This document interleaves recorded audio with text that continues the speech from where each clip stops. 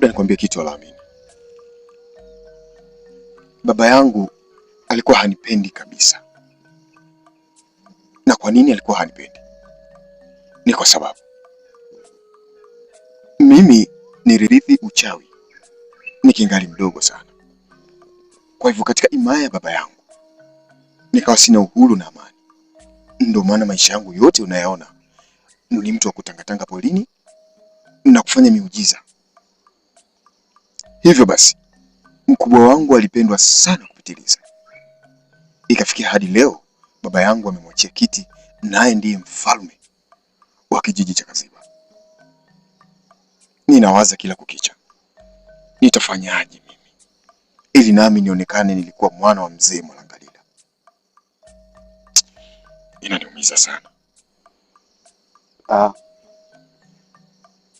Unajua wewe una nguvu sana. Alafu na kinachonichanganya ni kitu kimoja. Yule ndugu yako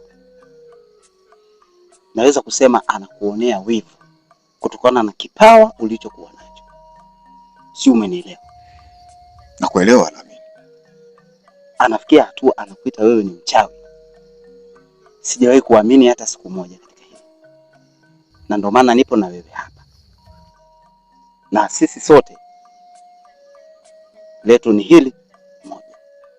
Sasa fanya kitu.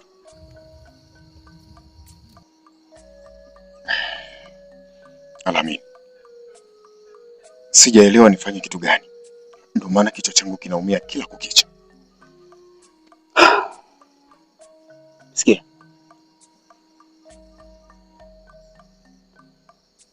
Yule kwa nini tusimtengenezee chokochoko yoyote, hata kumkata kichwa chake, hadi wewe utawala wako uwe juu yake yeye.